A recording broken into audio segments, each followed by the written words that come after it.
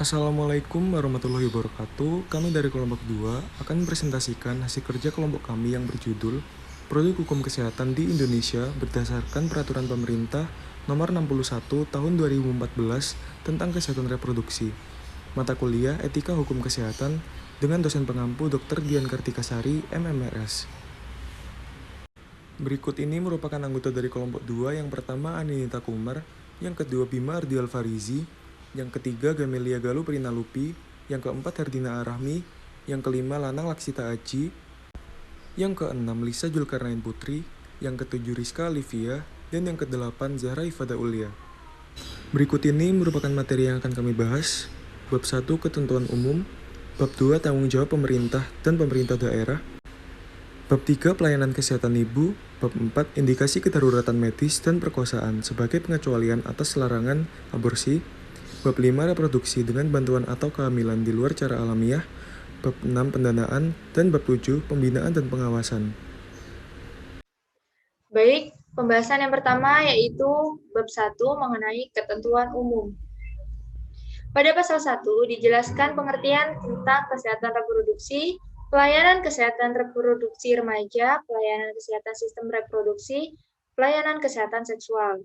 Kesehatan reproduksi adalah keadaan sehat secara fisik, mental, dan sosial secara utuh, tidak semata-mata bebas dari penyakit atau kecacatan yang berkaitan dengan sistem, fungsi, dan proses reproduksi. Pelayanan kesehatan reproduksi remaja adalah suatu kegiatan dan atau serangkaian kegiatan yang ditujukan kepada remaja dalam rangka menjaga kesehatan reproduksi. Pelayanan kesehatan sistem reproduksi adalah pelayanan kesehatan yang ditujukan kepada suatu rangkaian organ, interaksi organ, dan zat dalam tubuh manusia yang dipergunakan untuk berkembang biak. Pelayanan kesehatan seksual adalah setiap kegiatan dan atau serangkaian kegiatan yang ditujukan pada kesehatan seksualitas. Pada pasal 2 disebutkan mengenai ruang lingkup pengaturan kesehatan reproduksi, yaitu meliputi yang pertama pelayanan kesehatan ibu, yang kedua indikasi kedaruratan medis dan perkosaan sebagai pengecualian atas larangan aborsi, dan yang ketiga yaitu reproduksi dengan bantuan atau kehamilan di luar cara alamiah. Pasal 3 menjelaskan mengenai tujuan pengaturan kesehatan reproduksi, yaitu untuk menjamin pemenuhan hak kesehatan reproduksi setiap orang, serta untuk menjamin kesehatan ibu dalam usia reproduksi. Selanjutnya, pembahasan yang kedua, yaitu pada bab 2, mengenai tanggung jawab pemerintah dan pemerintah daerah. Pada pasal 4, dijelaskan bahwa pemerintah dan pemerintah daerah bersama-sama menjamin terwujudnya kesehatan reproduksi. Pada pasal 5, dijelaskan bahwa pemerintah bertanggung jawab terhadap penyusunan kebijakan, penyediaan sarana pelayanan kesehatan reproduksi, pembinaan dan evaluasi manajemen kesehatan reproduksi, pembinaan sistem rujukan, sistem informasi dan sistem surveillance, serta koordinasi dan advokasi dukungan sumber daya di bidang kesehatan dan pendanaan penyelenggaraan kegiatan kesehatan reproduksi. Pada pasal 6, dijelaskan bahwa pemerintah daerah provinsi bertanggung jawab terhadap penyelenggaraan fasilitas layanan kesehatan lingkup provinsi, program, bimbingan, koordinasi, pemetaan, dan penyediaan tenaga kesehatan di rumah sakit, penyediaan buffer stok, obat esensial dan alat kesehatan, program kesehatan reproduksi, serta pengelolaan audit maternal, perinatal, lingkup provinsi. Kemudian pasal 7 dijelaskan bahwa pemerintah daerah kabupaten atau kota bertanggung jawab terhadap penyelenggaraan fasilitas layanan kesehatan lingkup kabupaten atau kota, penyelenggaraan manajemen kesehatan reproduksi, pembinaan dan evaluasi, penyelenggaraan sistem rujukan, sistem informasi, sistem surveillance, kesehatan reproduksi, pemetaan, penyediaan tenaga kesehatan, penyediaan obat esensial dan alat kesehatan, program kesehatan reproduksi, penyelenggaraan audit maternal, perinatal, lingkup kabupaten atau kota. Baik, yang selanjutnya yakni bab 3 pelayanan kesehatan ibu. Bagian ke-1 umum, pasal 8.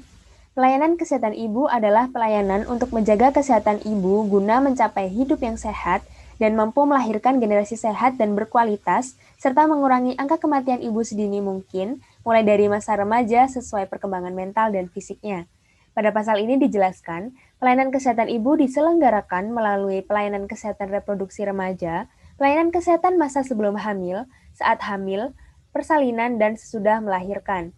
Kemudian, pengaturan kehamilan, pelayanan kontrasepsi dan kesehatan seksual, serta pelayanan kesehatan reproduksi. Pelayanan kesehatan ibu ini dilaksanakan melalui pendekatan promotif, preventif, kuratif, dan rehabilitatif. Pada pasal 9, menjelaskan pelayanan kesehatan ibu yang diselenggarakan melalui pendekatan promotif dan preventif dilakukan oleh tenaga kesehatan atau tenaga non-kesehatan terlatih, sedangkan melalui pendekatan kuratif dan rehabilitatif harus dilakukan oleh tenaga kesehatan sesuai dengan kompetensi dan kewenangannya. Pada pasal 10 dijelaskan bahwasannya dalam rangka menjamin kesehatan ibu, pasangan yang sah mempunyai peran untuk meningkatkan kesehatan ibu secara optimal. Peran pasangan yang sah ini meliputi: pertama, mendukung ibu dalam merencanakan keluarga; kedua, aktif dalam penggunaan kontrasepsi; ketiga, memperhatikan kesehatan ibu hamil; keempat, memastikan persalinan yang aman; kelima, membantu setelah bayi lahir; keenam, mengasuh dan mendidik anak secara aktif; kemudian tidak melakukan kekerasan dalam rumah tangga; dan yang terakhir, mencegah infeksi menular seksual termasuk HIV dan AIDS. Bagian kedua, pelayanan kesehatan reproduksi remaja. Pada pasal 11, memiliki tujuan mencegah dan melindungi remaja dari perilaku seksual beresiko dan perilaku lainnya yang dapat berpengaruh terhadap kesehatan reproduksi. Tujuan yang kedua, yakni mempersiapkan remaja untuk menjalani kehidupan reproduksi yang sehat dan bertanggung jawab. Pada pasal 11 juga menjelaskan mengenai penerapan, yakni diberikan dengan menggunakan penerapan pelayanan kesehatan peduli remaja yang disesuaikan dengan masalah dan tahapan tumbuh kembang remaja serta memperhatikan beberapa aspek, yakni keadilan dan kesetaraan gender, moral dan nilai agama, perkembangan mental, serta peraturan perundang-undangan. Pelaksanaan pelayanan kesehatan peduli remaja ini dibagi menjadi 3 pelaksanaan, yakni yang pertama, komunikasi, informasi, dan edukasi dengan pemberian seperti materi pendidikan keterampilan hidup sehat, ketahanan mental melalui keterampilan sosial, sistem fungsi dan proses reproduksi, perilaku seksual yang sehat dan aman, perilaku seksual berisiko dan akibatnya, keluarga berencana, serta perilaku berisiko lain yang berpengaruh terhadap kesehatan reproduksi. Untuk pelaksanaan kedua, yakni konseling, dilaksanakan dengan memperhatikan privasi serta kerahasiaan dan dilakukan oleh tenaga kesehatan, konselor atau konselor sebaya. Yang ketiga, yakni pelayanan klinis medis, deteksi dini penyakit atau screening, pengobatan, dan rehabilitasi. Lalu ke bagian ketiga yaitu pelayanan kesehatan masa sebelum hamil, persalinan, dan sesudah melahirkan. Masa sebelum hamil. Dalam pasal 13 dijelaskan bahwa pelayanan kesehatan pada masa sebelum hamil bertujuan untuk mempersiapkan wanita dalam menjalani kehamilan dan persalinan yang sehat dan selamat, juga agar mendapatkan bayi yang sehat. Dalam pasal 13 juga dijelaskan bentuk-bentuk pelayanan kesehatan. Bentuk pelayanan kesehatan terbagi atas 3, yaitu pemeriksaan fisik, imunisasi, dan konsultasi kesehatan. Masa hamil. Dalam pasal 14 dijelaskan bahwa bentuk pelayanan kesehatan di masa hamil adalah pelayanan antenatal. Pelayanan ini bertujuan untuk menjaga kesehatan ibu dan bayi, serta untuk mencegah komplikasi pada masa kehamilan, persalinan, dan sesudah melahirkan. Pelayanan antenatal dilakukan secara terpadu paling sedikit 4 kali selama masa kehamilan, dan dilaksanakan oleh tenaga kesehatan sesuai dengan kewenangannya. Lalu di pasal 15 juga dijelaskan bahwa pelayanan antenatal yang dilakukan secara terpadu juga dapat digunakan untuk mendeteksi faktor risiko yang dapat membahayakan kesehatan dan keselamatan ibu dan janin. Masa persalinan. Dalam pasal 16 dijelaskan bahwa proses persalinan harus dilakukan oleh tenaga kesehatan yang memiliki kompetensi dan kewenangan yang berada di fasilitas pelayanan kesehatan. Apabila fasilitas pelayanan tidak dapat dijangkau, proses persalinan dapat dilakukan oleh tenaga kesehatan yang berada di luar fasilitas pelayanan kesehatan. Di pasal 16 juga dijelaskan mengenai persalinan yang aman dan bermutu, mencakup pencegahan infeksi, pemantauan dan deteksi dini adanya faktor risiko, pertolongan persalinan yang sesuai dengan standar, melakukan inisiasi menyusui dini sesuai dengan peraturan perundang-undangan, Dan apabila terdapat kasus yang tidak dapat ditangani, dapat dirujuk ke fasilitas pelayanan kesehatan yang lebih mampu dan tepat waktu. Dalam pasal 17, dijelaskan mengenai pelayanan kesehatan masa sesudah melahirkan. Yang pertama adalah pelayanan HIFAS. Pelayanan yang diberikan berupa, yang pertama, promosi kesehatan, yang kedua, deteksi dini gangguan kesehatan fisik dan mental, dan yang ketiga, pencegahan dan penanganan yang dilakukan oleh tenaga kesehatan sesuai dengan kompetensi dan kewenangannya. Lalu yang kedua, pelayanan pemberian ASI eksklusif dan pola asuh anak di bawah 2 tahun. Pelayanan ini berupa pemberian informasi dan edukasi melalui penyuluhan, konseling, dan pendampingan. Bagian keempat, pelayanan pengaturan kehamilan, kontrasepsi, dan kesehatan seksual. Pelayanan pengaturan kehamilan diatur dalam pasal 19 yang berisi pelayanan pengaturan kehamilan dapat dilakukan dengan cara yang pertama komunikasi, informasi, dan edukasi melalui penyuluhan, dan yang kedua konseling. Tujuan pelayanan pengaturan kehamilan adalah membantu pasangan dalam mengambil keputusan tentang usia ideal untuk melahirkan, jumlah ideal anak, dan jarak ideal kelahiran anak. Pelaksanaan pelayanan pengaturan kehamilan. Pelayanan pengaturan kehamilan dilaksanakan melalui penyelenggaraan program keluarga berencana. Pasal 20. Setiap orang berhak mendapatkan komunikasi, informasi, dan edukasi tentang keluarga berencana yang diberikan sesuai dengan kebutuhan berdasarkan siklus kehidupan manusia. Pelayanan pengaturan kontrasepsi diatur dalam pasal 21 yang berisi pelayanan kontrasepsi diselenggarakan oleh pemerintah, pemerintah daerah, dan masyarakat. Penyelenggaraan pelayanan kontrasepsi meliputi penyediaan sumber daya manusia, logistik, pendanaan, dan alat kontrasepsi. Ketentuan mengenai penyediaan sumber daya manusia, logistik, pendanaan, dan alat kontrasepsi dilaksanakan sesuai dengan ketentuan peraturan perundang-undangan. Pasal 22. Setiap orang berhak memilih metode kontrasepsi untuk dirinya tanpa paksaan. Metode kontrasepsi sesuai pilihan pasangan suami istri dengan mempertimbangkan usia, paritas, jumlah anak, kondisi kesehatan, dan norma agama.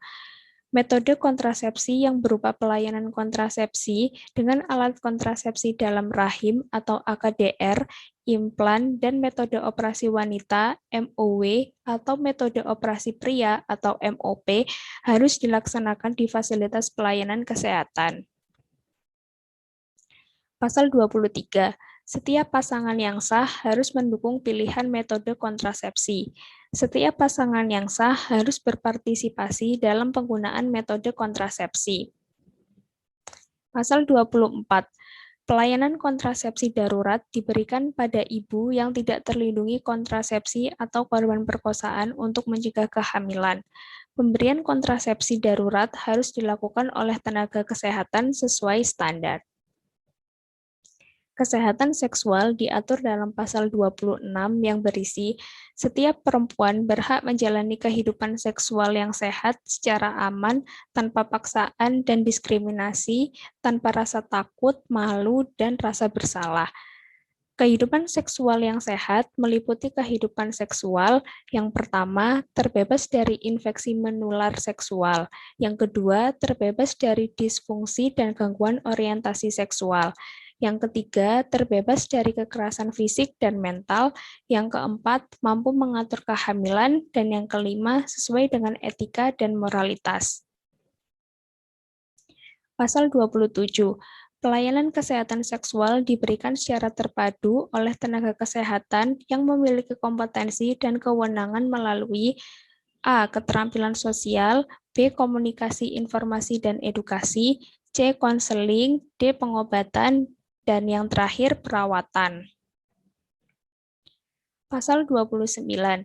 Korban kekerasan seksual harus ditangani secara multidisiplin dengan memperhatikan aspek hukum, keamanan, dan keselamatan, serta kesehatan fisik, mental, dan seksual.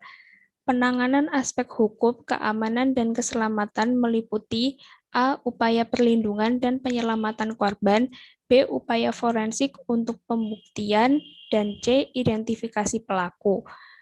Penanganan aspek kesehatan fisik, mental, dan seksual pada korban kekerasan seksual meliputi A. Pemeriksaan fisik, mental, dan penunjang, B. Pengobatan luka atau cedera, C. Pencegahan atau penanganan penyakit menular seksual, D. Pencegahan atau penanganan kehamilan, E. Terapi psikiatri dan psikoterapi, dan F. Rehabilitasi psikososial. Ketentuan mengenai penanganan korban kekerasan seksual dilaksanakan sesuai dengan ketentuan peraturan perundang-undangan. Bagian kelima, pelayanan kesehatan sistem reproduksi. Diatur dalam pasal 30 yang berisi, setiap perempuan berhak atas pelayanan kesehatan sistem reproduksi untuk melindungi organ dan fungsi reproduksi agar terbebas dari gangguan, penyakit, atau kecacatan pada perempuan. Pelayanan kesehatan sistem reproduksi dilakukan dengan memperhatikan tahapan siklus reproduksi perempuan sesuai standar. Selanjutnya yaitu bab 4 tentang indikasi kedaruratan medis dan pemerkosaan sebagai pengecualian atas larangan aborsi. Bagian ke-1, pasal 31 menjelaskan tentang tindakan aborsi hanya dapat dilakukan berdasarkan A. Adanya indikasi kedaruratan medis, B. Kehamilan akibat pemerkosaan dengan usia kandungan paling lama 40 hari dihitung dari hari pertama haid terakhir. Bagian kedua, pasal 32 tentang indikasi kedaruratan medis. Indikasi kedaruratan medis meliputi A. Kehamilan yang mengancam nyawa dan kesehatan ibu, B. Kehamilan yang mengancam nyawa dan kesehatan janin, termasuk yang menderita penyakit genetik berat atau cacat bawaan, maupun yang tidak dapat diperbaiki sehingga menyulitkan bayi tersebut hidup di luar kandungan. Penanganan indikasi kedaruratan medis dilaksanakan sesuai dengan standar. Pasal 33 menjelaskan bahwa penentuan adanya indikasi kedaruratan medis dilakukan oleh tim kelayakan aborsi yang paling sedikit terdiri dari 2 orang tenaga kesehatan yang diketuai oleh dokter yang memiliki kompetensi dan kewenangan. Lalu dalam menentukan indikasi kedaruratan medis, tim harus melakukan pemeriksaan sesuai dengan standar dan membuat surat keterangan kelayakan aborsi. Bagian ketiga, pasal 34 tentang indikasi perkosaan. Yang pertama, kehamilan akibat perkosaan merupakan kehamilan hasil hubungan seksual tanpa adanya persetujuan dari pihak perempuan sesuai dengan ketentuan peraturan perundang-undangan. Yang kedua, kehamilan akibat perkosaan dapat dibuktikan dengan A. Usia kehamilan sesuai dengan kejadian perkosaan yang dinyatakan oleh surat keterangan dokter. B. Keterangan penyidik, psikolog, atau ahli yang lain mengenai adanya dugaan perkosaan. Bagian keempat, pasal 35 tentang penyelenggaraan aborsi. Yang pertama, aborsi berdasarkan indikasi kedaruratan medis dan kehamilan akibat perkosaan harus dilakukan dengan aman, bermutu, dan bertanggung jawab. Yang kedua, praktik aborsi yang aman, bermutu, dan bertanggung jawab meliputi A. Praktik aborsi harus dilakukan oleh dokter sesuai dengan standar. B. Praktik aborsi dilakukan di fasilitas pelayanan kesehatan yang memenuhi syarat yang ditetapkan oleh menteri. C. Praktik aborsi dilakukan atas permintaan atau persetujuan perempuan hamil yang bersangkutan. D. Praktek aborsi dilakukan dengan izin suami, kecuali korban perkosaan. E. Praktik aborsi tidak diskriminatif. F. Praktik aborsi tidak mengutamakan imbalan materi. Dalam pasal 36 dijelaskan bahwa dokter yang melakukan aborsi harus mendapatkan pelatihan oleh penyelenggara pelatihan yang terakreditasi. Dalam pasal 37 dijelaskan bahwa tindakan aborsi akibat perkosaan hanya dapat dilakukan setelah melalui konseling, yaitu konseling pratindakan dan diakhiri dengan konseling pasca tindakan.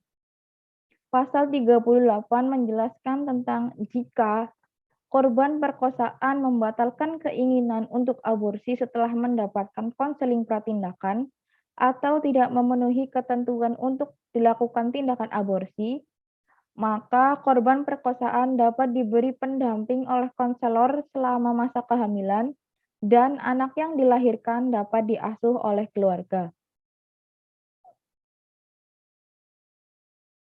Dalam pasal 39 dijelaskan bahwa pelaksanaan aborsi wajib dilaporkan oleh pimpinan Fasyankes kepada Dinas Kesehatan Kabupaten atau Kota.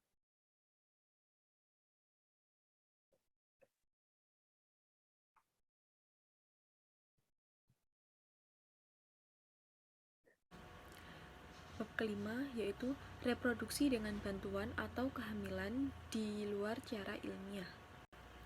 Nah, di slide selanjutnya ini ada pengertian. Reproduksi dengan bantuan atau kehamilan di luar cara alamiah adalah upaya memperoleh kehamilan di luar cara alamiah tanpa melalui proses hubungan seksual antara suami dan istri apabila cara alami tidak memperoleh hasil. Pasal 40. Yang pertama, reproduksi dengan bantuan atau kehamilan di luar cara alamiah hanya dapat dilakukan pada pasangan suami istri yang terikat perkawinan yang sah dan mengalami ketidaksuburan atau infertilitas untuk memperoleh keturunan. Yang kedua yaitu reproduksi dengan bantuan atau kehamilan di luar cara alamiah dilaksanakan dengan menggunakan hasil pembuahan sperma dan ovum yang berasal dari suami istri yang bersangkutan dan ditanamkan dalam rahim istri dari mana ovum berasal. Yang ketiga adalah reproduksi dengan bantuan atau kehamilan di luar cara alamiah dilakukan sesuai dengan perkembangan ilmu pengetahuan dan teknologi serta tidak bertentangan dengan norma agama. Yang terakhir, reproduksi dengan bantuan atau kehamilan di luar cara alamiah harus dilakukan oleh tenaga kesehatan yang mempunyai kompetensi dan kewenangan. Selanjutnya, pasal 41. Pasangan suami istri yang ingin menggunakan pelayanan reproduksi dengan bantuan atau kehamilan di luar cara alamiah harus memenuhi persyaratan, meliputi yang pertama, telah dilakukan pengelolaan infertilitas dengan tepat. Yang kedua, terdapat indikasi medis. Yang ketiga, memahami prosedur konsepsi buatan secara umum. Yang keempat, mampu atau cakap memberikan persetujuan tindakan kedokteran atau informed consent. Yang kelima, mampu membiayai prosedur yang dijalani. Yang keenam, mampu membiayai persalinan dan membesarkan bayinya. Lalu yang terakhir, cakap secara mental. Selanjutnya ada pasal 42 yang berbunyi, pelayanan reproduksi dengan bantuan atau kehamilan di luar cara alamiah harus didahului dengan konseling dan persetujuan dengan tindakan kedokteran. Selanjutnya pasal 43, yaitu kelebihan embrio hasil pembuahan di luar tubuh manusia yang tidak ditanamkan pada rahim harus disimpan sampai lahirnya bayi hasil reproduksi dengan bantuan atau kehamilan di luar cara alamiah. Pasal 44, yaitu reproduksi dengan bantuan atau kehamilan di luar cara alamiah dilarang untuk tujuan memilih jenis kelamin anak yang akan dilahirkan kecuali dalam hal pemilihan jenis kelamin untuk anak kedua dan selanjutnya. Pasal 45, yaitu pelayanan reproduksi dengan bantuan atau kehamilan di luar cara alamiah harus dilaksanakan di fasilitas pelayanan kesehatan yang memenuhi persyaratan, standar, dan memiliki izin dari menteri. Yang terakhir ada pasal 46, yaitu setiap fasilitas pelayanan kesehatan yang memberikan pelayanan reproduksi dengan bantuan atau kehamilan di luar cara alamiah wajib membuat pencatatan dan pelaporan kepada Dinas Kesehatan Kabupaten atau Kota dengan tembusan Dinas Kesehatan Provinsi. Selanjutnya, bab 6 adalah pendanaan.